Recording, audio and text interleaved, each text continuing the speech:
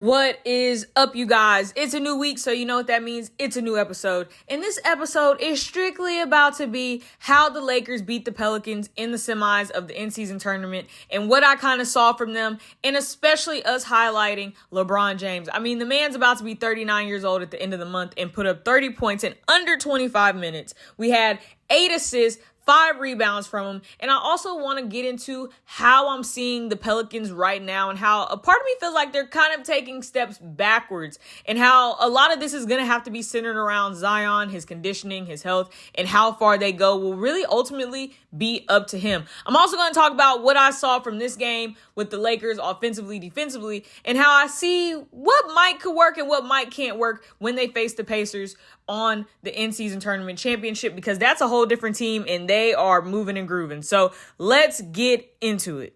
This is the first possession for the Lakers, giving it to AD. You got LeBron in the post, sealing off Herb Jones. Just goes straight up, overpowers him, gets in there. Then you got some Pelicans action. CJ McCollum with the 3. The Pelicans always play well, I feel like, when they stretch the floor and they have their shooters out there. Another possession, Lakers, LeBron, he's like, all right, let me see. Give it to Cam Reddish in the corner. Boom, another shot. He loves to get his shooters going. I think we know that for the Lakers. They're not the best shooting team, but when they shoot, they're really effective. Zion giving it to B.I. B.I. is just going to attack the basket. The thing with the Lakers is they have so much length on the floor. If they play another team with length, it's a little bit harder for them when it comes to collapsing out on defense. Zion is the most effective when he's in the paint and getting the ball and being active just like that, just going straight to the basket. Again, look at how he's jogging on this play, though. Opens a 3-0 for Taurean Prince. That's where that conditioning comes in at. Then this results in a steal. They get out in transition. CJ's going to give it up. Bang. Got the dunk. Then in this next clip, you see where they try to go to the 3. He misses it. But then look at how Zion's active with the rebound. The Lakers are not great at offensive or defensive rebounds, allowing second chance shots.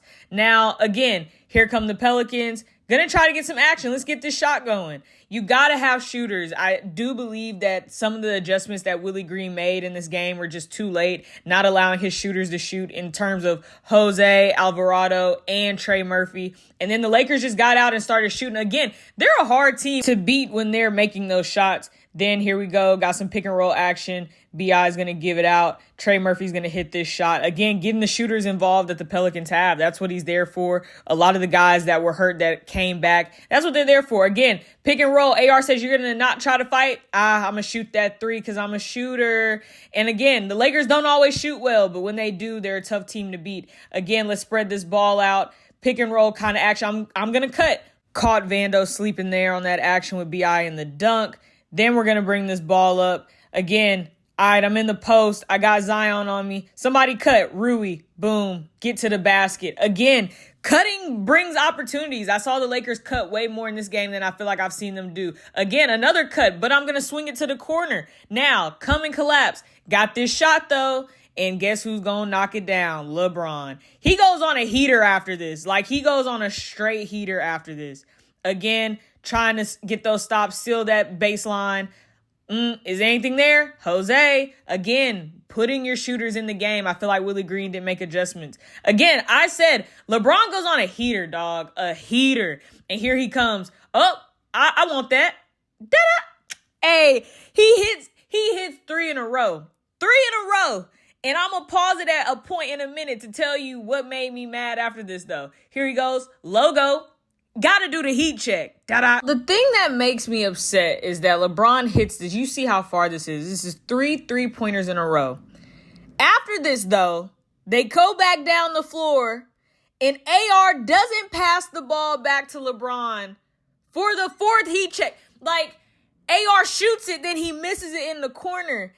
And it's just like, AR, this man just shot 3 3-pointers, and the 3rd heat check was on the logo. You got to pass it back to him for the 4th. You got to give him the chance to hit the 4th.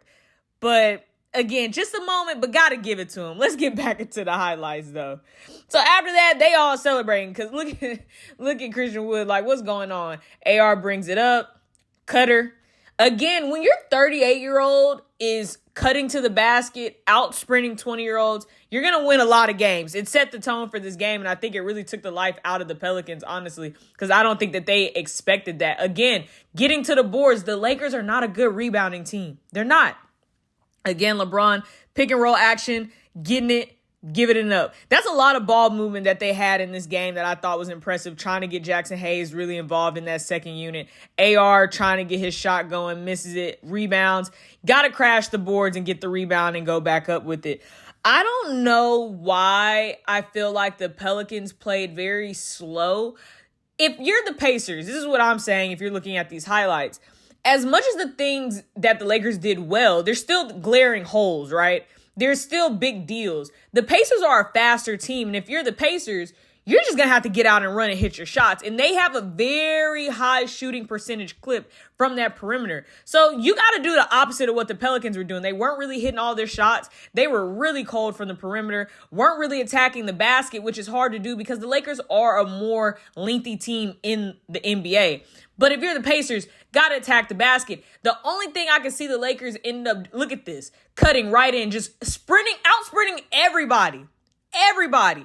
If you're the Lakers, you're going to have to do that against the Pacers because their defense isn't great. They have to get timely stops. They can't get consistent stops. So I expect the Lakers really to try to run a little bit also with the Pacers in this weird way and not let them get their defense set. Again, just pick and roll, going to the basket.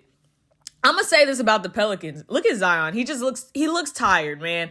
Every video you see of him, he's just not being in the action, not sprinting. He's just in the corner. You know, again, when he's in the post, in the paint, effective. He could do things, but not calling for the ball, not getting into the action, getting out sprint when it comes time in transition.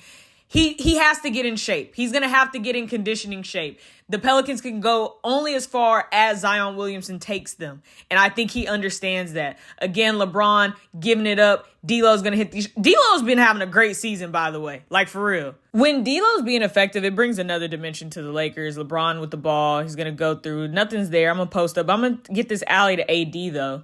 When they go inside, again, Lakers can only go as far as AD takes them as well. LeBron had an amazing game, and he gets out in the third quarter, like, with a few minutes left. But just a big factor when AD's being active, when LeBron's being active, when all your shooters are hitting their shots with Cam Reddish, Taurean Prince, and D'Lo. And AR on that second unit with Rui. It's a different game for them.